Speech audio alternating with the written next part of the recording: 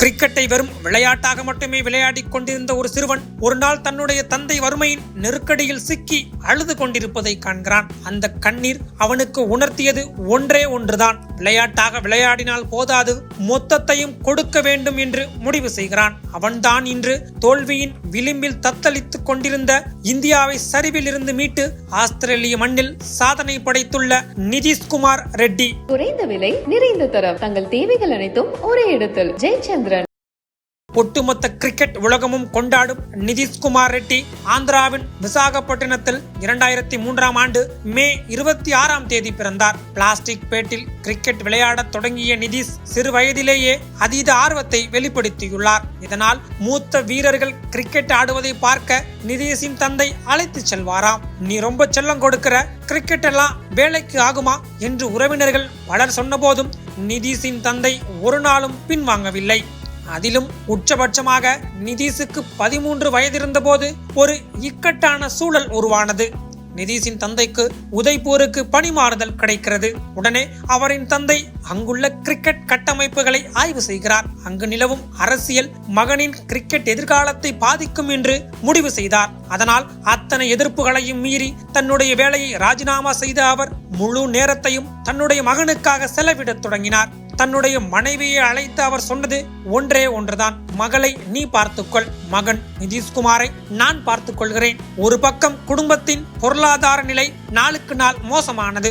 அந்த நேரத்தில் தான் இன்னொரு இடி இறங்கியது. 2013 வைசாக்கின் மாவட்ட அளவிலான கோச்சிங்கிற்கு முதல் முறையாக தேர்வாகி இருந்தார் நிதிஷ். ஆனால் அவரின் ஆட்டத்தை சோதித்த கோச் சிலர் நிதிஷின் தந்தையை அழைத்து கிரிக்கெட் விளையாட இந்த பையன் சரிப்பட்டு வரமாட்டான், ஒழுங்கா போய் படிக்கிற வழியை பார்க்க சொல்லுங்க என்றனர். ஆனால் இதை கேட்டு சற்றும் மனம் தளராத நிதிஷின் தந்தை வாரத்தில் சில நாள் 15 கிலோமீட்டர் தொலைவில் அமைந்திருந்த வைசாக் முனிசிபல் கிரவுண்டுக்கு பொத்தினமல்லையா மைதானத்திற்கு பயிற்சிக்காக அழைத்து சென்றார். காரணம், அங்கே டர்ப் விக்கெட்டுகள் பயன்படுத்தப்பட்டன. நல்ல வேகமாக பந்து வீசும் பவுலர்கள் அங்குதான் ரெகுலராக பயிற்சி மேற்கொள்வார்கள். இதனால் தினசரி 30 கிலோமீட்டர்கள் அப் அண்ட் டவுன் டிராவல் செய்து மகனை பயிற்சிக்கு அழைத்து சென்றார். வறுமையில் சில இரவுகள் வீட்டில் நிதிஷின் தந்தை முத்தையாலு ரெட்டி வருத்தப்படுவதும் உண்டு.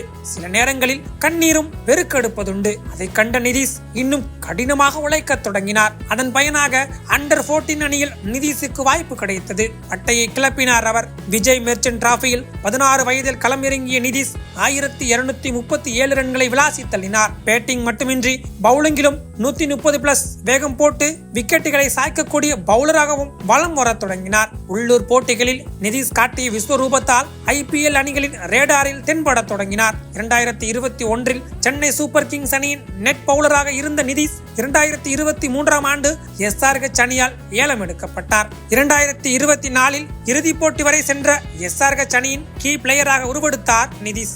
இந்திய அணியின் கதவுகள் திறந்தன. முதலில் சிக்கிய வங்கதேச அணியை பதம் பார்த்தார் நிதிஷ். அப்போதுதான் நிதிஷ் மற்றும் அவரின் தந்தைக்கு ஆச்சரியம் அளிக்கும் ஒரு விஷயம் நடந்தது. ஆஸ்திரேலியா செல்லும் இந்திய அணியில் நிதிஷ்குமாரின் பெயரும் இடம் பெற்றிருந்தது. T20யில் ஒரு இன்னிங்ஸை யார் வேண்டுமானாலும் ஆடிவிடலாம். ஆனால் ஆஸ்திரேலியாவில் டெஸ்ட் போட்டியில், அதுவும் ஃபேஸ் அண்ட் பவுன்ஸுக்கு பேர் போன பெர்த் மைதானத்தில் 73-6 என்று இந்தியா தடுமாறி கொண்டிருந்த போது 8வது வீரராக வந்த நிதிஷ்குமார் ரெட்டி 41 ரன்கள் அடித்து முதல் இன்னிங்ஸின் டாப் ஸ்கோரை பதிவு செய்து தன்னுடைய வருகையை சர்வதேச கிரிக்கெட்டுக்கு அறிவித்தார். குறிப்பாக 2018ஆம் ஆண்டு ஒரு நிகழ்ச்சியின் போது விராட் கோலியும் அனுஷ்கா சர்மாவும் ஒன்றாக வந்திருப்பார்கள். அப்போது அங்கு சென்ற நிதிஷ்குமார் ரெட்டி ஒரு ஓரமாக நின்று தூரத்தில் இருந்து ஒரு செல்ஃபி எடுத்திருப்பார். அதை டிராபி ஜெயிச்சது போல் அன்று கொண்டாடிய அவருக்கு பெர்த்தில் விராட் கோலியின் சதத்தை அவருடன் சேர்ந்து கொண்டாட போவது தெரிந்திருக்க வாய்ப்பில்லை. இந்த நிலையில்தான் இன்று 2வது முறையாக அழுதுள்ளார் நிதிஷ்குமாரின் தந்தை. ஆனால் இது தோல்வியின் விளிம்பில் தத்தளித்துக் கொண்டிருந்த இந்தியாவை மீட்க தன் மகன் அடித்த செஞ்சுரியால் பெருக்கெடுத்த பெருமிதம் கொண்ட கண்ணீர். நிதிஷ் நாயகனாக இருக்கலாம், ஆனால் நிதிஷ் கதையின் ரியல் ஹீரோ அவருடைய தந்தை முத்தையாலு ரெட்டி தான் என்று சொன்னால் அது மிகையாகாது.